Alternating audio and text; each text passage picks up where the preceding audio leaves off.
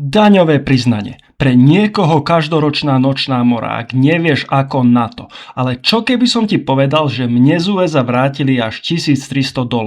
Ak si minulý rok pracoval v USA, v tomto videu sa dozvieš jednoducho a krok po kroku, ako si spraviť daňové priznanie po programe Work and Travel. Dokedy je potrebné daňové priznanie odoslať a aký je základný dokument, bez ktorého daňové priznanie nevybavíš. Ak si z toho zmetený alebo nevieš, kde začať, po tomto videu budeš presne vedieť, čo robiť. Ešte predtým, ako sa do toho spolu pustíme krok po kroku, budem rád za každú podporu, či už vo forme lajku, komentu alebo odberu. Taktiež tu mám pre vás novinku. Kanál Vycestuj nájdeš už aj na Hero, kde budem pridávať extra obsah, ktorý nikde inde nenájdeš. Ak sa chceš napríklad dozvedieť, ako sa prihlásiť na Work and Travel krok po kroku, ako si vyplniť daňové priznanie ako Slovák pracujúci v zahraničí, alebo ako požiadať o Erasmus Grant, budem rád, ak navštíviš môj Hero Vycestuj. Všetky tieto informácie a mnoho ďalšieho nájdeš práve tu, či už vo forme PDF-iek, ktoré si môžeš stiahnuť, videí alebo extra obsahu. A teraz poďme na to. Ak si minulý rok absolvoval Work and Travel a v USA mal príjem zo zahraničia, vzniká ti tento rok povinnosť podať si daňové priznanie na Slovensku. A to najneskôr do 31. septembra. Počas Work and Travel ti zamestnávateľ automaticky strháva dane z výplaty. A teraz prichádza dobrá správa. Veľkú časť týchto peňazí vieš dostať späť. Často sú to aj stovky dolárov, takže určite sa to oplatí riešiť. Na začiatok si ale povedzme, aké dane v Amerike zo svojej výplaty odvádzaš.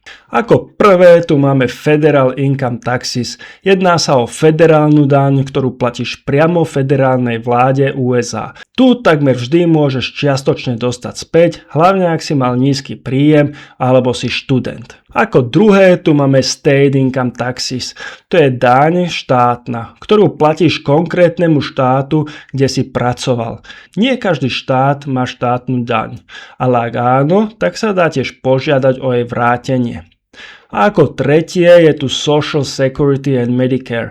Tie sa študentom na G1 víza väčšinou neodpočítavajú, alebo sa požiada o refund, ale nie každý systém to automaticky vracia. Na to, aby si sa ku svojim vrátením daniam vlastne dostal, potrebuješ jeden základný dokument, ktorý sa volá V2. To je papier, ktorý ti musí poslať zamestnávateľ. Väčšinou niekedy v januári alebo februári.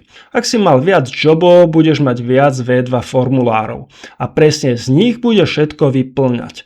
Tento dokument v podstate slúži ako tvoja výplatná páska, kde máš všetky informácie o svojich príjmoch. Okrem toho si priprav ešte pár vecí. A to je pas, číslo Social Security, adresu, kde si býval v USA a tvoja aktuálna adresa. Čiže nič komplikované. Ak máš tieto dokumenty pripravené, je tu ďalší krok. Ako študent na Work and Travel si tzv. Non-resident, čiže nerezident USA. A to znamená, že vyplňaš formulár 1040 NR. To je mega dôležité. Nepomyl si to s klasickým americkým daňovým priznaním, lebo by si to podal zle. A teraz máš dve možnosti. Ako to spraviť? Buď si to spravíš sám online. Existujú stránky, kde len nahodíš údaje z V2 a oni to spravia za teba. Alebo ideš cez agentúru, zaplatíš im a oni to vyriešia. Je to pohodlnejšie, ale vezmú si poplatok. Ak chceš ušetriť, odporúčam ti skúsiť to bez agentúry. Väčšina ľudí sa toho bojí zbytočne. No a teraz k samotnému vyplňaniu. Zoberieš si V2 a ideš riadok po riadku. Vyplníš svoje meno presne tak, ako máš v dokladoch, číslo Social Security, adresu a údaj o zamestnávateľovi. Potom prídeš na čísla a to je najdôležitejšie. Wages. To je koľko si celkovo zarobil. Federal Income Tax, to je koľko ti zobrali na federálnych daniach. State Income Tax, ak si platil štátnu daň, aj tá môže ísť späť. Tieto čísla len prepíšeš. Nič nevymýšľaš, nič nepočítaš. Ak máš viac V2, jednoducho pridáš všetky. A teraz dobrá správa. Ako študent z Európy máš väčšinou nárok na daňové výnimky. To v praxi znamená, že čas príjmu sa ti nezdaní a dostaneš viac peňazí naspäť. Ak používaš online systém, väčšinou to vyráta automaticky, takže sa nemusíš stresovať. Pred odoslaním si daj pauzu a odporúčam ti ešte raz si všetko skontrolovať, lebo aj malá chyba môže spôsobiť, že refund nepríde alebo sa to celé zdrží. A keď máš hotovo, ideš to odoslať. A teraz veľmi dôležitá vec.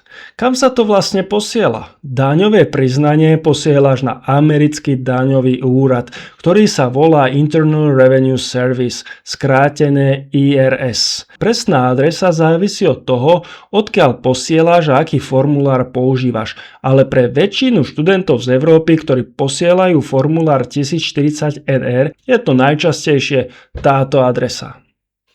Ja osobne ti odporúčam odoslať to doporučené alebo s trackingom, aby si vedel sledovať, že to tam naozaj prišlo. Ak si robíš daňové priznanie cez online systém, často to za teba pošlu elektronicky alebo ti presne povedia, kam to máš poslať, takže to máš bez stresu. Deadline na poslanie daňového priznania je do 15. apríla nasledujúceho roka po tvojom pobyte. Na záver pár rýchlych tipov. Sprav to čo najskôr, sleduj si e-mail, ulož si všetky dokumenty. Ak si fakt neistý, radšej použij overenú službu. Ale úprimne, väčšina z vás to zvládne úplne v pohode sama. Takže jednoduché zhrnutie. Vezmeš si V2, vyplníš 1040 NR, skontroluješ, odošleš a čakáš na peniaze. Hotovo. Ak ti toto video pomohlo, hoď mi like, odber a kľudne napíš do komentára, ak máš otázky ohľadne daňového priznania ako Slovák pracujúci v zahraničí. Držím palce, nech ti príde čo najväčší refund.